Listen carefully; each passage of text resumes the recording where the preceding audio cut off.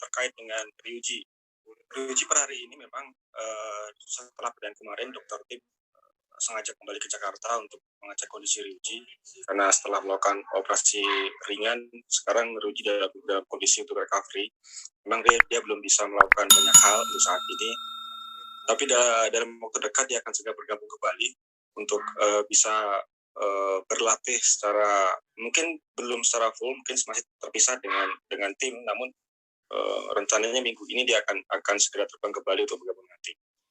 Mengenai apakah kemudian kapan dia bisa tampil atau tidak, tentu itu menjadi bagian dari diskusi dan kondisi dari Ryuji sendiri terkait dengan medis dan juga kebutuhan tim. Dalam hal ini tentu berada di tangan Coach Sudirman.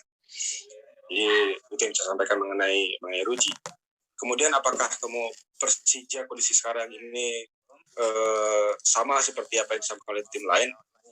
Alhamdulillah sampai dengan malam ini Persija atau pemain-pemain kita dalam kondisi yang baik, tidak ada suatu hal yang mengkhawatirkan. Memang seperti yang Coach Sudirman tadi sampaikan bahwa tidak semua program latihan itu kaitannya dengan di lapangan, namun juga hal-hal yang dilakukan di luar lapangan yang tujuannya untuk menjaga mental pemain itu tetap fresh, karena kaitannya tadi juga Coach Sudirman sampaikan bahwa Liga tahun ini memang berbeda dengan sebelum-sebelumnya, di mana desentralisasi, kemudian tidak memiliki waktu untuk ketemu keluarga dan sebagainya. Nah, ini adalah suatu hal yang kita coba untuk maintain di Persija. Namun saya bisa pastikan bahwa sejak awal kedatangan kita di sini, sejak era Coach Angelo pun kita sudah sampaikan kepada teman-teman pemain semua bahwa tugas kita di Bali ini adalah untuk bertanding, bukan untuk liburan. Jadi ada porsi di mana pemain bisa santai, namun mereka tahu tanggung jawab dan batasan-batasan di mana mereka menjaga profesionalisme mereka sebagai seorang pemain. Dan alhamdulillah sampai dengan sejauh ini tidak ada kendala sama sekali, dan semoga ini bisa kita jaga sampai dengan akhir kompetisi sehingga tidak ada kendala yang berarti seperti yang terjadi di tim-tim yang lain. Terima kasih. Rasanya tidak ada target yang berubah ya, walaupun memang sekarang kita harus realistis bahwa persaingan papan atas semakin sengit dan kita cukup lumayan tertinggal saat ini. Namun sekali lagi kita tetap pada target awal bahwa ingin berada di 3 besar, dan rasanya target ini bukan suatu hal yang kemudian mengada-ada gitu ya, karena saya pikir seperti yang disinggung di awal tadi bahwa keberadaan Coach Sudirman ini bukanlah baru bagi kita, dan rasanya Coach Sudirman sudah sangat mengenal kondisi tim ini. Oleh karena itu kenapa kita mempercayakan nakoda tim kepada Coach Sudirman, karena seperti yang Coach Sudirman telah sampaikan dan buktikan bahwa beliau berhasil mengangkat performa tim dan akhirnya menjadi juara Piala Menpora. Nah, itu yang ingin kita coba lakukan kembali, setidaknya untuk mengangkat permainan tim ini, performa tim ini, untuk kemudian kita bisa bersaing di mencapai target di 3 besar. Pertanyaan kedua, apakah Coach Sudirman aman sampai akhir musim? Rasanya saya sudah sampaikan tadi bahwa dengan regulasi yang saat ini berlaku, bahwa pelatih berlisensi A cukup untuk bisa menjadi head coach di Liga 1, rasanya tidak ada alasan untuk kami untuk kemudian melakukan perubahan lagi sampai dengan akhir kompetisi ini, karena tentu risikonya akan menjadi semakin berat karena kaitannya dengan adaptasi, kemudian kaitannya dengan filosofi dan sebagainya.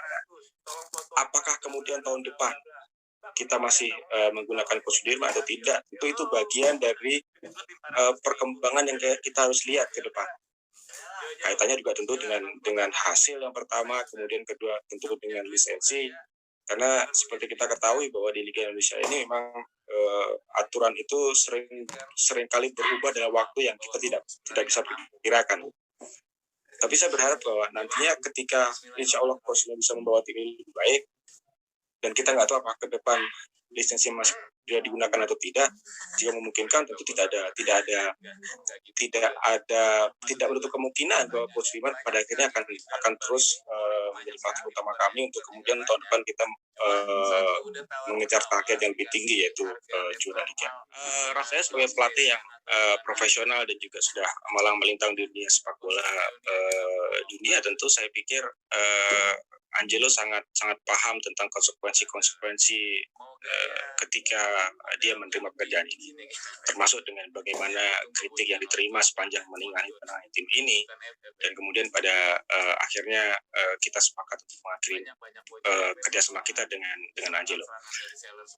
Seperti yang juga tadi saya sempat singgung bahwa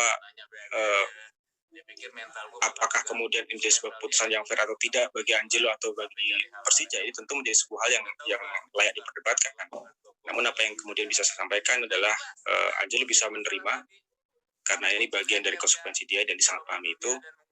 Dan tentunya dia juga sempat menyampaikan kepada seluruh asistennya, dia menyampaikan terima kasih atas bantuan yang sudah diberikan selama dia menangani Persija. Dia berterima kasih dengan keterbukaan kita untuk menerima Angelo sebagai keluarga besar Persija, dan dia juga mendoakan bahwa Persija akan lebih baik dan kembali kepada jalur yang memang seharusnya di mana Persija. Benar ya apa yang dibilang, ini bukan tugas yang ringan bagi saya, karena kita tahu Persija adalah tim yang besar, tim yang punya supporter yang sangat fanatik dan juga besar. Saya pikir hal pertama yang harus saya benahi adalah bagaimana pemain-pemain itu menumbuhkan kepercayaan diri mereka kembali, membuat dalam berlatih enjoy, gembira, sehingga apa-apa yang nanti akan saya berikan kepada mereka itu bisa mereka terima dengan baik, sehingga taktikal atau keinginan saya di dalam mengaplikasikan apa yang saya inginkan di lapangan itu, pemain-pemain bisa memberikan yang terbaik lah, seperti itu. Ini cakep. Halo, ya. Oh, cakep ya. Running saya yang soal finish di 3 besar, Coach. Ya, ini target yang saya pikir target yang berat ya dengan situasi seperti yang ini. Tapi bagaimanapun begitu saya menerima tugas ini, saya mengatakan iya kepada manajemen. Berarti tugas ini saya pikir saya harus mewujudkannya, tugas yang saya diberikan ini. Ya, saya akan berusaha keras. Pemain juga akan menunjukkan usaha yang keras. Pemain juga tahu target kita ke depannya ini apa. Perubahan yang terlalu cepat dengan kebiasaan pemain Indonesia ini adalah pada saat kita memberikan satu taktikal, kemudian di briefing, itu kadang-kadang Angelo ini di dalam pertandingan itu kadang-kadang terlalu cepat untuk merubah apa yang sudah di briefing tadi. Itu jadi masalah bagi pemain kita kan, karena kalau kita bertanding tadinya dalam briefing dia memberikan satu briefing yang harus bagaimana gitu kan, kemudian di dalam lapangan nanti dia akan merubah lagi dengan cepat. Saya pikir hal-hal ini untuk di luar negeri mungkin udah biasa ya, tapi ini untuk pemain-pemain kita saya pikir taktikal yang cepat berubah, selalu berubah dengan cepat itu agak sedikit membingungkan mereka, sehingga apa yang seharusnya pemain lakukan itu tidak berjalan dengan maksimal gitu.